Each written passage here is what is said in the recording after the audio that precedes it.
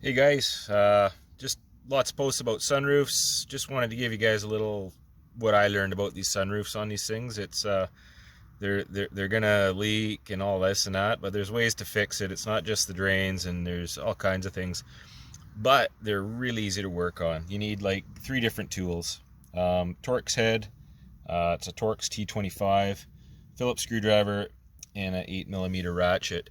And I'll give you a quick step-by-step here of what it takes to fix these things up. Right, so if you're looking from the inside of the glass, you got the four Torx head screws. There's two on each side. You can take those off, pop the glass out, and start going from there. This right here is a key piece of the puzzle of these sunroofs. So with mine, what's happened is the gears have stripped. It was partially to the point where when you want to go forward or go back or whatever, it's not centered. So you see that right there. This part here, that little line, should actually be lined up. Hard to see there, but right there, that tall one. So what I'll have to do is pull the motor off, because that's what's holding the track from moving. Realign those things, and by doing that, this will lift up, and that gap that I had at the back of the window will be taken away. And until I can get the motor fixed, I'm going to leave it unplugged, because there must be enough to move it a little bit. I've already reset this once, and I don't want to do it again. So to reset the motor, it's up in here, right about there. So I'm going to do a couple things. I got to take out the screws right up here that hold the sun visors in on each side, and that'll help drop the sun visor down, or the headliner down a little bit. Pull that trim off a little bit, and then you can pull it down, and you can see the motor in there. So I'm going to start doing that. I can't do it with one hand, and get another shot here shortly.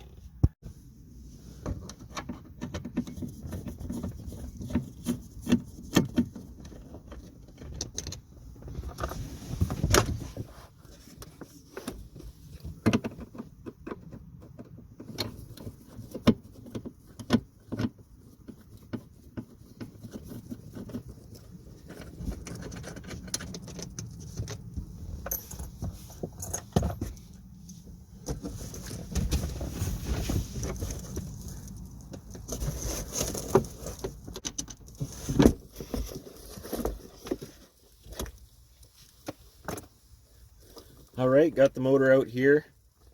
It's a bit stripped.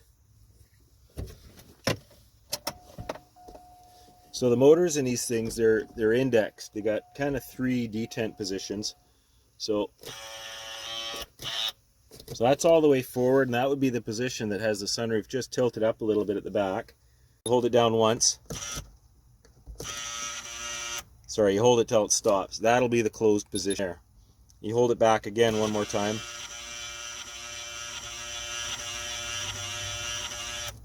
And that would be fully open. So it's pretty important that when you're resetting these side rails over here, like where I showed you that notch, you have it set so it's all the way in the center position where it stops there. And then you know everything's lined up. Now, because mine is worn out and no good, I'm going to pull the gear off here and just show you guys how that looks.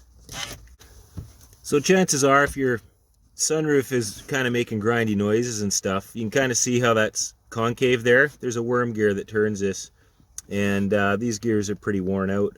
I actually, instead of paying a whole pile of money for one of these whole motors, I was able to get just this gear out of another sunroof motor that's the right size. But right there, it's where it's worn out, and just any bit of drag, it you know, it's plastic. It's plastic. What are you gonna do, man? Okay, so now that I got the motor out and the glass off, I can actually just slide the rails right up till those marks align. Just back a little bit here. And forward a little bit. Oh, man.